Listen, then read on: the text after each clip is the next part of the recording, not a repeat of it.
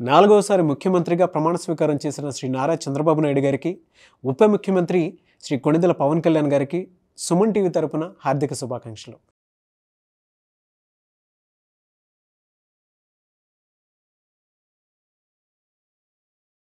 Welcome to Suman TV. నేను anchor Nag. So ప్రస్తుతం నేను మీకు థంబ్నెయిల్ చూస్తేనే ఆటోమేటిక్గా క్లారిటీ వచ్చేసి ఉంటుంది కదా. కేకే ఇవాళ ఈరోజు ఈ పేరు మీరు వినగానే ఇదొక సెన్సేషన్ అన్న విషయం ఈరోజు తెలిసింది మీకు. బట్ నేను కేకే గారు కలిసి 2019 ఎలక్షన్ అప్పుడే స్టార్ట్ చేశాము. ఆ రోజున్న కాన్ఫిడెన్స్ ఆ విధంగానే ఉంది. ఈరోజు చూస్తే అది ఇంకా రెట్టింపులో అనిపించింది. నాకే షాకింగ్గా అనిపించినటువంటి సర్వేని నేను చూడటం జరిగింది.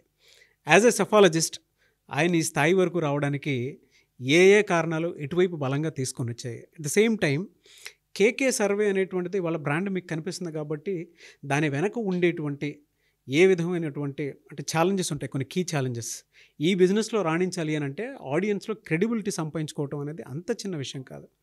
సో వాటిని అన్నిటినీ, ఆ ఛాలెంజెస్ అన్నిటినీ ఫేస్ చేసి ఇక్కడ దాకా ఏ విధంగా వచ్చారు, కాన్ఫిడెన్స్ వెనక ఉన్నటువంటి రీజన్ ఏంటి అనేది కూడా నేను కూలంకషంగా డీటెయిల్గా అన్ని అడిగి తెలుసుకుంటాను. సో వీడియో ఎండ్ వరకు చూడండి, కొన్ని సర్ప్రైజెస్ కూడా ఉంటాయి. హలో కేకే సార్.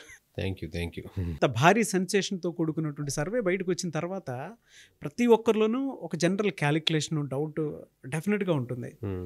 కేకే మరే పీకే అవుతారా అనేటువంటి ఆలోచన అయితే డెఫినెట్గా ఉంటుంది. ఆ పందాలో కొనసాగుతారా అనేటువంటిది కూడా చాలామందికి ఉండేటువంటి ఆలోచన. ఫ్యూచర్ ఎంతో కొంత ప్రెడిక్ట్ చేస్తారు కదా, ఆ ఆస్కారం ఏమైనా ఉందా? అంటే మీ ఉద్దేశం యాక్చువల్లీ ఏంటి, ప్రశాంత్ కిషోర్ లాగా ఒక పార్టీలతో అసోసియేట్ అయ్యి వాళ్ళ గెలుపు దిశగా నడిపేదానికి మనం సహకరించి దేశంలోనే ప్రశాంత్ కిషోర్ అంటే ఎక్కువ పార్టీలతో వర్క్ చేసి పార్టీ విజయాలకు దోహదపడ్డారు కాబట్టి అలా అవుతారనేది. అవును. ఖచ్చితంగా మేము ఎప్పటికీ ఇప్పుడున్న స్టాండ్ ప్రకారం అయితే ఒక పార్టీతో ఎప్పటికీ అసోసియేట్ అవ్వము అని డిసైడ్ అవుతున్నామంటే ఈ క్షణానికి అదే ప్యాటర్న్లో ఉన్నాం. రెండవది, పార్టీకి వర్క్ చేయొచ్చు. ఇప్పుడు జనసేన ఒక టాస్క్ ఇచ్చింది, మాకు 100 నియోజకవర్గాలు రేపు కంటెస్ట్ చేద్దాం అనుకుంటున్నాం, మాకు క్యాండిడేట్స్ కావాలి, వర్క్ చేసి పెడతాం. మేము మళ్ళీ పుల్ బ్యాక్ అవ్వాలనుకుంటున్నాం, ఏం చేస్తే బాగుంటుంది, ఎక్కడెక్కడ మేము పుల్ చేయొచ్చు, వైఎస్ఆర్సీ పెడితే మేము వర్క్ చేస్తాం. ఇప్పుడు కరెంట్గా మేము ఈ పాలసీ పెడుతున్నాం, ఈ పాలసీ వల్ల ఓట్ బ్యాంకింగ్ రాబోతుందా, ఆల్రెడీ పెట్టిన పాలసీ వల్ల ఓట్ బ్యాంకింగ్ ఏమైనా మారుతుందా, వర్క్ చేసి పెడతాం. ఎవరు అడిగినా, ఏ ప్రశ్న అడిగినా దాని గుండా వర్క్ చేసి పెడతాం, అది ఏ స్టేట్ అయినా సరే. బట్ అసోసియేషన్ మటుకు అవ్వం. అసోసియేట్ అంటే ఆ పార్టీకే వర్క్ చేసేటప్పుడు అసోసియేట్ అవ్వం. అంటే వాళ్ళ మీద ఈ సర్వే సంచలనం అయింది కాబట్టి కొంతమంది మీ దాని మీద డౌట్ రైస్ చేసినటువంటి వాళ్ళు కూడా చాలామంది. అది యాక్చువల్లీ వైల్డ్ వుల్ఫ్లో ఒక వీడియో చేసాం మనం, ఇంటర్వ్యూ అనమాట. ఆయన పెద్ద ఇంటర్వ్యూ చేశారు. అది మధ్యలో ముక్క కట్ చేసి ఒక షార్ట్ ఎవరో చేశారు. ఇది దాని ఓవరాల్ వీడియో ఏంటంటే, అది నేను స్టేజ్ మీద చేసేసాను. ఇది మనం రిజల్ట్స్ ఇలా ఎగ్జిట్ పోల్స్ ప్రకటించేసి అమ్మాయి వచ్చింది, బాగా ఎలా చేశారంటే అదిరిపోయింది సార్, బాగా చేసేసారంటే. ఇప్పుడు ఏ సర్వేలు ఇచ్చారో మనకు తెలియదు కదా. ఇప్పుడు మొత్తం నేను అనుకుంది ఏంటంటే, ఆల్మోస్ట్ అందరూ బార్డర్లు ఇచ్చారా లేకపోతే ఎడ్జిలు ఇచ్చారా అని ఎక్కువ వైరల్గా డిస్కషన్ అనేది. మామూలుగా ఆరా మస్తాన్ గారు ఇటు చెప్తున్నారు అని చెప్తున్నారు కదా. నేను ఫస్ట్ నుంచి నేను స్ట్రాంగ్గా బిలీవ్ చేసింది ఏంటంటే, ఏ ప్రెజర్ ఉన్నా కానీ ముందు ఏది చెప్పినా కానీ ఎగ్జిట్ పోల్ ఎలా ఉందో అలా చెప్తారు, ఆబ్వియస్గా క్రెడిబిలిటీని పనంగా బెటర్ కదని. అవును. అప్పుడు వచ్చి అడిగాను అనమాట మనల్ని. ఎవరు అడిగితే వాళ్ళది ఆరా మస్తాన్ గారు ఏమి ఇచ్చారో అని అడిగాను అనమాట. ఓవరాల్గా అడిగితే సరే వైసీపీకి 90 ఇచ్చారంటే, అప్పుడు నాకు సమ్వేర్ నేను ఆయనకి అంత క్రెడిబిలిటీ ఉండి ఇప్పుడు అంత ఎందుకు చెప్పాల్సి వస్తుంది, మరీ దారుణం కదా అని ఎప్పుడు తేడా కొట్టింది అనుకున్నాను. నాది కాదు, ఆయనది. అంటే ఎక్కడో తేడా కొట్టిందంటే ఈ సంథింగ్ ప్రెజరా లేకపోతే ఇంకోట వేరే విషయం. ఆల్గరిథం మిస్ అయిందా లేకపోతే లాజిక్ మిస్ అయింది, వేరే విషయం. బట్ ఎక్కడో తేడా కొట్టిందంటే ఆయనది. నాది నా మీద డౌట్ అంటే సింగిల్ నెంబర్కి ఎందుకు వెళ్తాను. అయితే ఆయన ఒక డౌట్ రైస్ చేశారు, ఈవీఎంస్ అంటే దానికి ఈవీఎం సర్వే అనేటువంటి దానికి ఇప్పుడు ఏం చెప్పాలి దానికి. నేను ఏం చెప్పినా ఇప్పుడు వాళ్ళు ఫిక్స్ అయిపోయినారు, కన్విన్స్ గారని. నా స్థాయికి ఈవీఎం కాదు కదా, నేను మామూలుగా ఈఎంఐలు కట్టుకునే పొజిషన్లో ఉంటే ఈవీఎంలు దూరాలంటే ఇన్ని లక్షలకు 100 కోట్లు అవుతాయి, ఇన్ని కోట్లు కాదు. అది ప్రాక్టికల్. ఇంకా ఏం చెప్పినా వాళ్ళు సాటిస్ఫై గారు దానికి. రిజల్ట్స్ అనేది మనం దూరి ఇన్ని మిషన్లో కన్సాలిడేట్ చేసిన ఓట్ బ్యాంక్ ముందుగానే ఫిక్స్ చేసి, అది బీజేపీ వాళ్ళు డౌట్ వస్తే వాళ్ళు కూడా తక్కువ వేసుకొని. ఇంకొకటి ఆయన అంటే భూషణ్ అని చెప్పేసి ఒక పేరు మెన్షన్ చేశారు, గమనించుండొచ్చు మీరు. మేబీ ఈవీఎం వాటికి సంబంధించినటువంటి ట్యాంపరింగ్ కూడా జరిగే అవకాశం ఉండొచ్చు అనేటువంటి దాన్ని కూడా ఆయన ట్విట్టర్లో పోస్ట్ చేయడం జరిగిందనమాట. చేయొచ్చు. నేను వాళ్ళ డౌట్ వ్యక్తపరిచిన దానికి నేను కమెంట్ చేయలేను కదా.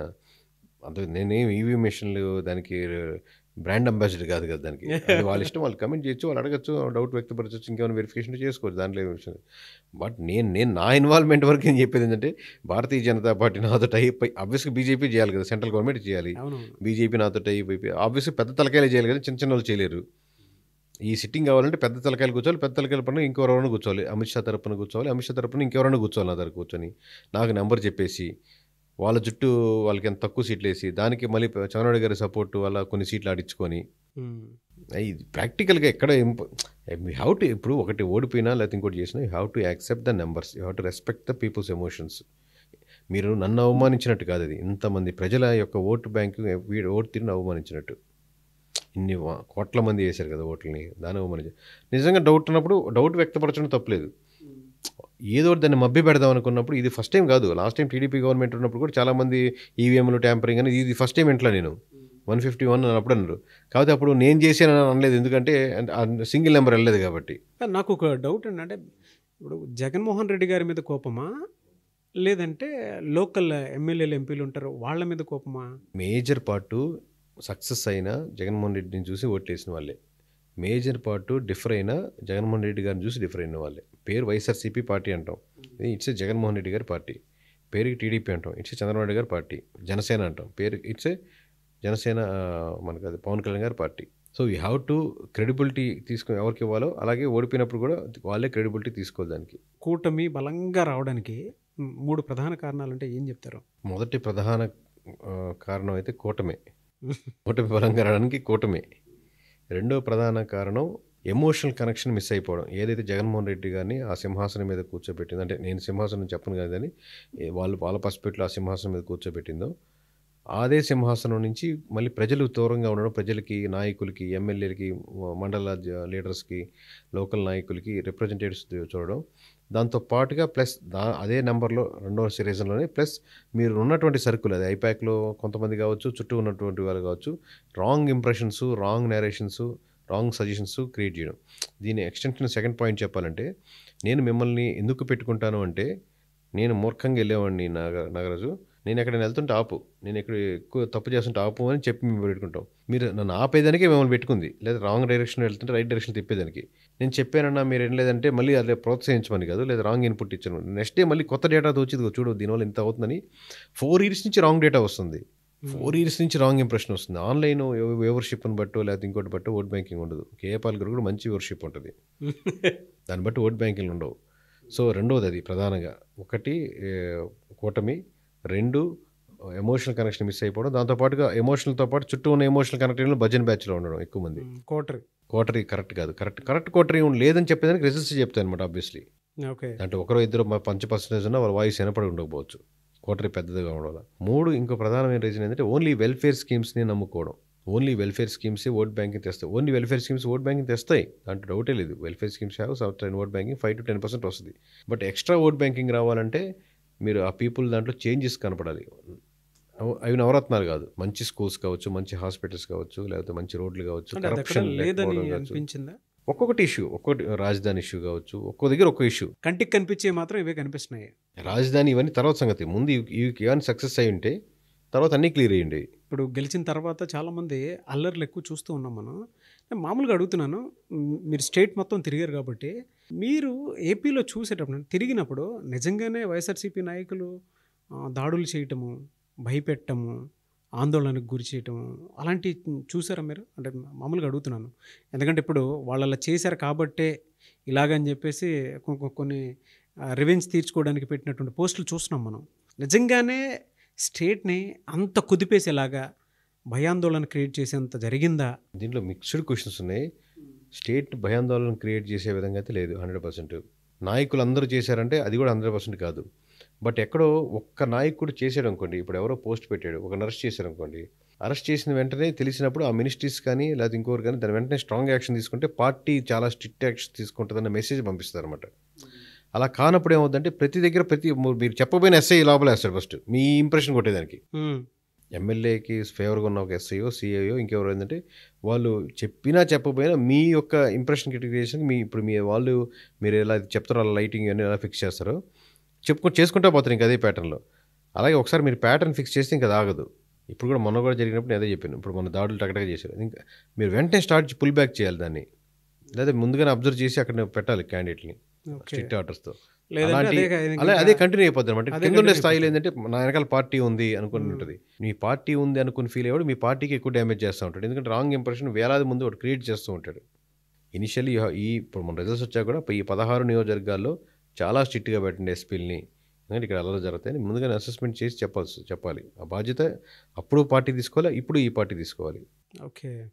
సో బయట ప్రచారం జరిగినంత నెగిటివ్ అయితే లేదు. అదొక్కటి నెగిటివ్ సరిపోదు కదా, ఇంకా చాలా ఓట్ బ్యాంకింగ్ మారాడికి అదొక్క నేను అనేది ఏంటంటే విధ్వంసకరమైన సిచ్యుయేషన్స్, ప్రజలు నడవలేకపోతున్నారు, ఊపిరి పీల్చుకోలేకపోతున్నారు, అలాంటివి ఏం కాదు. అలా అదే ఆ క్లారిటీ ఓవరాల్గా మనం అంటే ముగ్గురిది ఎప్పుడెప్పుడు పవన్ కళ్యాణ్ గారిది కానివ్వండి, జగన్మోహన్ రెడ్డి గారికి కానివ్వండి, చంద్రబాబు నాయుడు గారిది కానివ్వండి, నేను మామూలుగా ముగ్గురిని డిఫరెన్షియేట్ చేసి ఒక్కొక్కరిది ఒక్కొక్క రకంగా అడుగుతాను. స్టేట్ మొత్తం చూశారు కాబట్టి అడుగుతున్నాను. జగన్మోహన్ రెడ్డి గారి గురించి చెప్పమంటే ఏం చెప్తారు? అంటే ఓడిపోవడానికి కారణాలు చెప్పారు. Vote bank 40%. అంటే ఇప్పటికీ మీరు జగన్మోహన్ రెడ్డి గారిని చూసి నేర్చుకోవాలని ఎవరైనా ఒక అంశం ఉందంటే పాజిటివ్ నెగిటివ్ చేయండి. బలంగా తను నమ్మిన సిద్ధాంతానికి బలంగా వెళ్ళడం. ఓడిపోయారా గెలిచారా రకరకాల, ఒకసారి ఓడిపోతారు ఒకసారి గెలుస్తారు. మూర్ఖంగా వెళ్ళడం అనమాట. పాదయాత్ర ఇక దిన్నుగా చేసుకుంటూ వెళ్ళడం, జనాల్లోనే ఉండడం, నీకు కత్తితో పొడిచినా నవ్వుతూనే ఉండడం, నవ్వాలనుకుంటే నవ్వుతూనే ఉండాలి అంతే. అంతే, ఇంకా కష్టపడాలనుకుంటే కష్టపడుతూనే ఉండాలి. ఏమన్నా పొడిచేమన్నా అంతా ఉండాలి. అంత పగ, కసి, ఆకలి అన్నీ ఉంటే కానీ అది రాదు. అది ప్రతి నాయకుడికి ఎంతో కొంత అవసరం. దానికి లాజిక్ మిస్ అయితే ఫెయిల్ అవుతారు, అది వేరే విషయం. నేను కానీ ఆ తత్వం ఉందండి. మూర్ఖంగా వెళ్ళి నేను అనుకుని సాధించాలి అనుకునే తత్వం, ఆ తత్వం ఒకటే తన నుంచి ఎగ్జాంపుల్గా తీసుకోవచ్చు. మూర్ఖత్వంలో అది ఎక్కువ వీళ్ళిద్దరికంటే మూర్ఖత్వం అనే సెక్షన్ తీసుకుంటే పరాకాష్ట. అది కేకే గారిలో బలం కనిపిస్తుంది. నేను దగ్గరుండి చూశాను కాబట్టి చెప్తున్నాను. ఏంటిది మూర్ఖత్వం? అమ్మో. పవన్ కళ్యాణ్ గారి పాయింట్ ఆఫ్ వ్యూ నుంచి చూసినప్పుడు ఆయన ఒక 10 yearsగా అసలు విశ్రాంతి లేకుండా ఏదో రకంగా అయినా సరే ఆడియన్స్లోకి తన గొంతుకును వినిపిస్తూనే ఉన్నారు కదా. ఆయన గురించి ఏం చెప్తారు? అంటే ప్లస్లు మైనస్లు అంటే ఏం చెప్తారు జనరల్గా? మైనస్లు ప్లస్లు అంటే ఫస్ట్ మైనస్ చెప్తాను. మీరు రెండు అడిగారు కాబట్టి, తన స్టేచరు తగ్గట్టు తను ఎలా ముందుకెళ్ళాలి, పొలిటికల్ గేమ్ ప్లాన్లో చాలా వీక్ అనమాట. అంటే ఇప్పుడు నెంబర్ ఆఫ్ సీట్స్ అడిగి తీసుకోవడం కానీ తెలుసుకోవడం, ఫర్ ఎగ్జాంపుల్ అందరికి అర్థమయ్యే భాషలో చెప్పాలంటే తన స్ట్రెంగ్త్ ఎంత అని. ఓట్ బ్యాంకింగ్ వేరు, స్ట్రెంగ్త్ వేరు.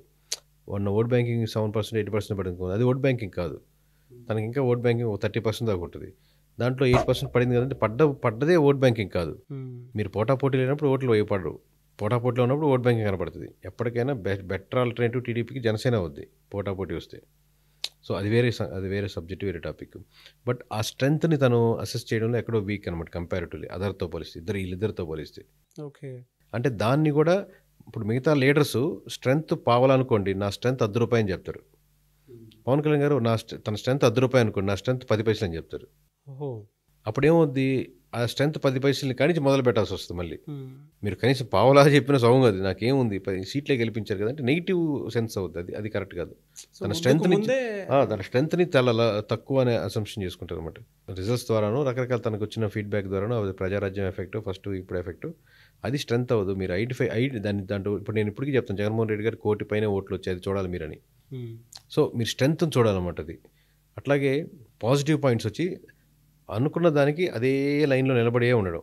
ఎన్ని ఫెయిల్యూర్స్ వచ్చినా ఖచ్చితంగా దానిలో మీద నిలబడడం. ఇప్పుడు సినిమాల్లో కూడా పెద్ద హిట్లు ఏం లేవు వాళ్ళకి యాక్చువల్ చెప్పాలంటే, వరుస పెట్టి ఫ్లాప్లే. ఎన్నో సినిమాలు నాకు గుర్తులేవు కానీ చాలా అప్పుడు ఖుషి తర్వాత నాకు తెలిసి చాలా ఫ్లాప్లే. కంటిన్యూస్ సినిమాలు చేస్తున్నాడు ఆ తర్వాత ఎన్నో మీకు నెంబర్ గుర్తుంటుంది.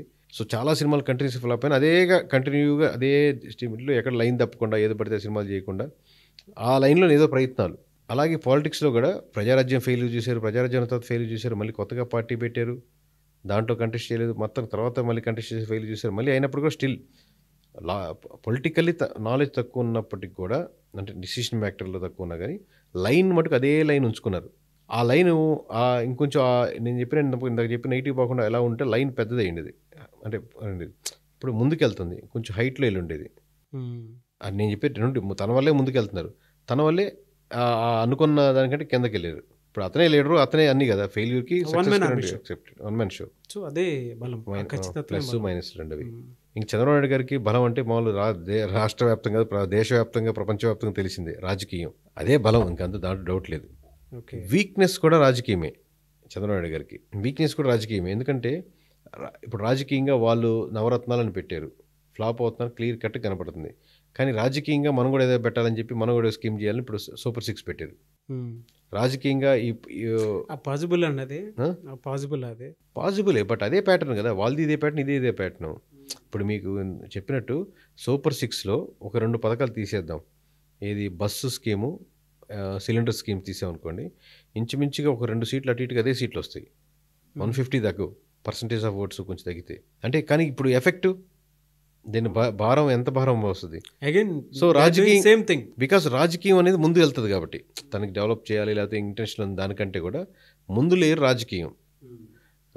కాబట్టి ఇన్ని సంవత్సరాలు పార్టీ నడపగలిగారు, ఇన్ని సంవత్సరాలు ముందు తీసుకెళ్ళగలిగారు, ఇంతమంది అభిమానులు సంపాదించగలిగారు, కూటమి కట్టగలిగారు. ఇన్ని ఫ్యాక్టర్స్ ఇన్ని రాజకీయం వల్లే వచ్చాయి. డెవలప్మెంట్ చేయాలని ఇంటెన్షన్ ఉంది, కానీ ఫస్ట్ ప్లేయర్ రాజకీయం కాబట్టి ఇంత దూరం వచ్చారు. సేమ్ టైం రాజకీయం కాబట్టి మళ్ళీ ఇంకోసారి ఇబ్బంది పడుతూ ఉన్నారు అనమాట. అది తీసి ఒక్కసారి వెనకబెట్టి ఈ డెవలప్మెంట్ కానీ లేయర్ కానీ ముందుగానే వెళ్తే ఇంకొక 10 సంవత్సరాలు 20 సంవత్సరాలు తిరిగి ఉండదు. లేయర్ పైన చెప్తాను, 2 వాలియే. లేయర్ ఏది అంటే నేను అనేది అనమాట. బట్ జగన్మోహన్ రెడ్డి గారికి ఉన్నటువంటి ఓట్ బ్యాంకింగ్ మాత్రం అలానే ఉంది. కోర్ ఓట్ బ్యాంకింగ్లో ఇప్పటికీ జగన్మోహన్ రెడ్డి గారే టాపు. ఇప్పటికీ కోర్ ఓట్ బ్యాంకింగ్ తనొక్కడనే నమ్మి 1 కోటి మంది వేశారు కదా పైనే. దాన్ని ఎక్కడ కదిలించడానికి కూడా లేదు. It comes to Chandrababu Naidu గారు. అసలు వాడు ఎందుకు పొడవాలనుకుంటున్నాడు ఏంటి, దాని ఫ్యాక్టర్స్ ఏంటి, ఈయన అసెస్మెంట్ చేసి మనం ఏంటి వాడిని పొడవకుండా ఉండాలంటే ఏం చేయాలి, పొడిచినప్పుడు మనం వెంటనే ఏం చేయాలి. అది రాజకీయం అంటే 4 రకాల 4 లేయర్స్ ఆలోచించి చేసుకునే డిసిషన్స్ అవన్నీ. దాంట్లో ఆయన నెంబర్ 1 కాబట్టి ఇప్పుడు ఇంత పొత్తు నిలబడ్డా ఆయన కావాల్సిన సీట్లు తెచ్చుకోగలిగారు, మళ్ళీ పార్టీని పుల్ చేయగలిగారు, అసలు లోకేష్ గారిని ట్రైన్ చేయగలిగారు, లోకేష్ గారిని మళ్ళీ ఒక లీడర్గా కన్వర్ట్ చేయగలిగారు. అటుపక్క రాజకీయం కానీ, అటుపక్క వ్యాపారాలు కానీ నెంబర్ వృద్ధి చేయగలిగారు, అటుపక్క మీడియా సంస్థలు కానీ ఆయన కంట్రోల్ చేయగలిగారు. ఎన్ని అంటే ఓన్లీ నేను స్ట్రైట్గా అనుకున్నానికే ముందుకు వెళ్తానంటే వాళ్ళ అలాంటి వాళ్ళకి వర్కౌట్ అవ్వాలి. ఇలా రాజకీయం ఉండే వాళ్ళకి ఓకే ఎన్ని సంస్థల్ని, ఎన్ని వ్యవస్థల్ని తను అనుకున్నట్టు తన గుప్పెట్లో పెట్టుకోగలిగారంటే. రాజకీయం అంటే అది నెగిటివ్ టెర్మినాలజీ కాదు, వాళ్ళతో మాట్లాడాలి, వాళ్ళతో అసెస్మెంట్, సుప్రీంకోర్టు జడ్జిల కానించి నార్మల్ కింద లాయర్ వరకు నెట్వర్క్ ఉంచుకోవడం, నార్మల్ రిపోర్టర్ వరకు మాట్లాడడం, ప్రతి ఒక్కరితో కంటిన్యూస్ కాల్స్లో ఉండడం, టైం అసెస్ చేయడం, వాళ్ళ బాధలు కష్టాలు వినడం, వాళ్ళందరినీ అందులో ఇన్వాల్వ్ చేయడం not an easy thing. Maybe నేను ఫస్ట్ టైం చూసినటువంటి మనిషికి ఇప్పుడు చూసేటువంటి మనిషికి నాకు ఎక్కడ డిఫరెన్స్ కనిపించలేదు. అదే గట్ ఫీలింగ్. ఆ రోజు మీరు ఏ మాట అయితే అన్నారో ఈ రోజుకి అదే మాట కనిపిస్తుంది. తెలంటికలు వచ్చాయి, గట్స్ పోన్ పెరిగేది కానీ తగ్గేది కదా అది. ఈ సెకండ్ లెవెల్ జర్నీ ఏదైతే ఉందో ఇంకా బలంగా మారాలని మనస్ఫూర్తిగా కోరుకుంటాను. అట్ ద సేమ్ టైం ఫర్దర్గా మీరు వేసే స్టెప్లో మీ ఆలోచనలో నేను కూడా ఉండాలని కోరుకుంటాను. Thank you. ఈ పరంగా నేను ఒక థ్యాంక్ యూ చెప్పుకుంటూ ఆడియన్స్కి ఫినిషింగ్ వర్డ్స్ చెప్పేది ఏంటంటే, ఇంత లక్షలాది మంది నన్ను అభిమానించే వాళ్ళకి వ్యక్తిగతంగా నేను ఖచ్చితంగా మాట ఇచ్చేది ఏంటంటే, మీరు గర్వపడేటట్టు, మీరు ఆనందపడేటట్టు ఈ దేశాన్ని తీర్చిదిద్దే క్రమంలో కేకే ఒక్క అడుగు కూడా అటు ఇటు వేయడు, లేదా ఏ ప్రలోభాలకి లోనవడు. ఖచ్చితంగా మీరు ఆనందించేటట్టు, మీరు ఆనందపడేటట్టు కేకే ముందుకెళ్తాడు. ఇది నా మాట, నా మాటే శాసనం. Yes, out of love, out of friendship అన్నీ కలగలుపుకొని మీకున్న ఓట్స్ అన్నీ చెప్పారు. Thanks a lot and I wish you all the best. And thank you. So ఇది ఓవరాల్గా the CEO's book. As a business CEO నేను చేస్తున్నటువంటి ఫస్ట్ షో. ఐ థింక్ మీకు ఈ వీడియో బాగా నచ్చిందని అనుకుంటున్నాను. ఇలానే ప్రతి వీడియో ఉంటుందండి. అండ్ ఈ షో మీద మీరు ఏదైనా కామెంట్ చేయాలనుకుంటే కింద కామెంట్ బాక్స్లో పోస్ట్ చేయొచ్చు. అట్ ద సేమ్ టైం మీరు ఏదైనా సలహాలు సూచనలు ఇవ్వాలి అనుకుంటే కూడా మీరు సలహాలు సూచనలు ఇవ్వచ్చు. అండ్ ఎవరైనా గెస్ట్ నెక్స్ట్ షోకి ఎవరైనా పిలవాలి అనుకుంటే కూడా మీరు అది కూడా సజెస్ట్ చేయొచ్చు. అండ్ మీ ఒపీనియన్ మాత్రం షేర్ చేయటం మర్చిపోవద్దు. అండ్ ఒకటే లక్ష్యం దీంట్లో ఏదైనా ఉంది అని అంటే, ప్రతి ఒక్కరూ కూడా ఆంటర్ప్రెన్యూర్గా ఎదగాలి, ఎవరి మీద డిపెండ్ అవ్వకూడదు. మీకు ఉండేటువంటి లక్ష్యాలకి ద సిఇఓస్ బుక్ అనేటువంటి షో డెఫినెట్గా తోడవుతుంది. ఈ వీడియోని లైక్ చేయండి, షేర్ మాత్రం తప్పకుండా చేయండి. ఇలాంటి మరిన్ని వీడియోస్ కోసం మా ఛానల్ ఫాలో అవ్వండి. Thank you.